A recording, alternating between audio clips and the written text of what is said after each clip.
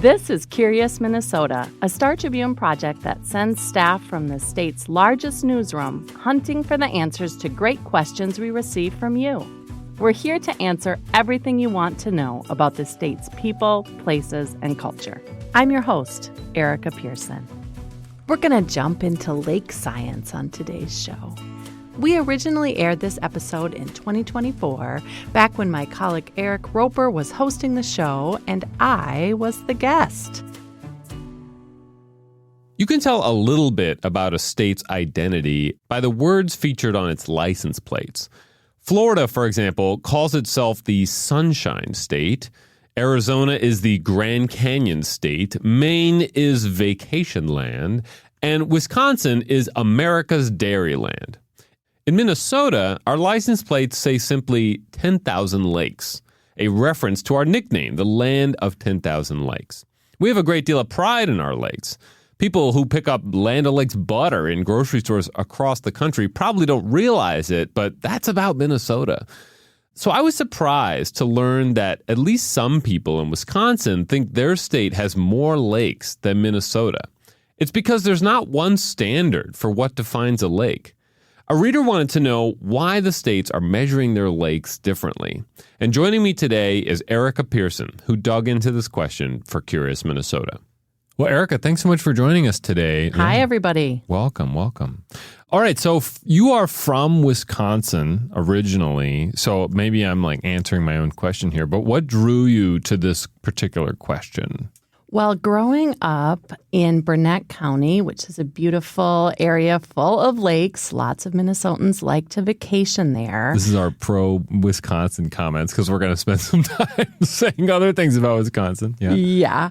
I grew up understanding that Wisconsin actually had more lakes. It was just that Minnesota liked to brag about theirs a lot more. Oh, okay. Interesting. So Wisconsin really feels somewhat superior in this way. I didn't realize this, but some people, at least in Wisconsin. Wrongly, it turns out, but yes. Okay. So, and the claim in Wisconsin is basically what? I mean, as far as how many lakes? So Wisconsin, and the DNR puts this on their website, Wisconsin claims 15,000 lakes. Wow. Okay. Why is there some discrepancy? Because we have 10,000, but it's actually a bit of a higher number than that. But why is there a discrepancy between these numbers? It turns out that Wisconsin is counting much, much smaller bodies of water, ponds, essentially, to get that number. Okay. Yeah. And this sort of fuels jokes sometimes, online jokes. It does. I took a look on Reddit and I found a commenter on a Reddit thread made one that is pretty typical. Here's a quote. "Sometimes I take a leak out behind my garage and it forms a puddle. If I was in Wisconsin, I could call it a lake." Wow. Okay. And we debated whether that was I was like, is this too vulgar? And then everybody was like, I love that. I mean, you probably got a lot of good feedback about that quote. I did. It brings it home though. Oh, you know. Yeah. It's a fun joke. Yeah. Okay. And so this is bigger than just this little border rivalry we're talking about. I mean, this question about what is a lake sort of has bigger, wider implications. Yes, everywhere around the world, there is no single standard, like a universal scientific definition to determine between a lake and a pond. And does that matter? Well, creates confusion. Mm-hmm. See Wisconsin, Minnesota, but anywhere. Actually, in 2022, an article in the journal Scientific Reports included a plea by a group of scientists for a standard because of all the confusion it causes. Interesting. Okay. So let's sort of just get these numbers out there. So, Minnesota's land of 10,000 lakes, that's just sort of a name. We're going to talk about that in a second. But what is the actual number of lakes in Minnesota if we go by this 10-acre definition, which we're also going to talk about why we have a 10-acre definition. But what is the number? So it turns out it's even more than 10,000. It is more than 14,000, just over 14,000. Okay, so you hear that, listeners? If you're out on your pontoon boat or whatever, and you got to talk about how many lakes do we have, it's more than 14,000 lakes. And if we take the same metric and apply it to Wisconsin, this 10-acre standard, where do we end up? So they have just over 6,000. Okay, and that comes from PolitiFact.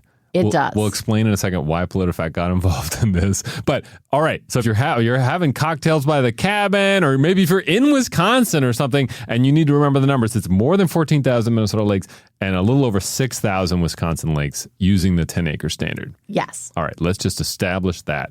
All right, let's go into our chronology. So Minnesota, land of 10,000 lakes, where'd that come from? Well, we can trace it all the way back to 1874. That's when it first appeared in print. And it happened at the state fair. A professor named Ransom Humiston gave a speech at the state fair about what he called Minnesota's glorious future. Okay, and I'm gonna read a bit here just because it's very old-timey and fun and very boosterism. We may justly claim that we are the hub of North America. We have 38 rivers in the state, 6 of which are navigable within the state, amounting to an aggregate of about 1,200 miles. Then come over 10,000 lakes, abounding in delicious fish and the paradise of myriads of waterfowl. So really over the top, fun old speech. But this is an important speech in this context, it sounds like. Yeah, myriads of waterfowl. Yeah. Okay, so that was in 1874, but the state really didn't have any nickname. So where do we go next? Well, we almost got another nickname. We were almost the bread and butter state. Okay. What do you mean almost? Back in 1901 at a World's Fair in Buffalo, there was a whole pamphlet calling us that, and it does make sense. Yeah, right, because we were producing a lot of flour and also producing a lot of butter. Number 1 butter state in the country by 1920, so anyway, yeah, that totally makes sense. So Pan American Expo, the World Exposition in 1901, we were the bread and butter state on this pamphlet. Okay, that doesn't really take hold. And then where do we go next? So in 1917, the idea of automobile tourism was starting to really take off, and Minnesota wanted to be a part of it. Boosters put ads in newspapers in places like Kansas City. I'll read one of them. It's kind of fun. 10,000 Minnesota lakes are calling you. Come up and play. We're at springtime all the summer long. Wow. Okay. You have some family in Missouri. What does it mean to tell someone in Missouri that Minnesota is springtime all the summer long? Well, it can be unbearably hot, unbearably muggy. Oh, okay. And so it's very humid there. Yes.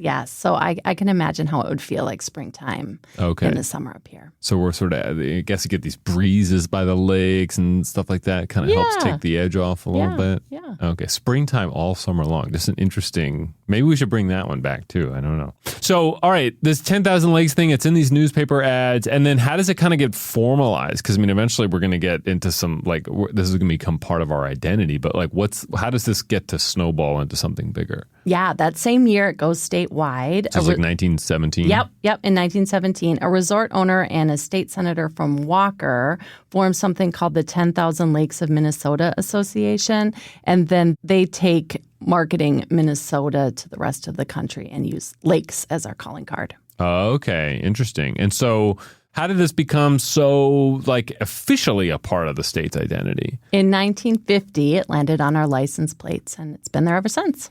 Yeah. Okay. That's interesting. When you were working on this and I was sort of poking around, it was just interesting to see what do states want to say about themselves on their license plate? And as you said, Wisconsin, America's Dairyland. I think they've got a lock on that. I wouldn't even argue with them at all about that. So 10,000 lakes, they were a little bit off. They didn't have all the tech that we have today to figure this out. Because as we said, it's more than 14,000.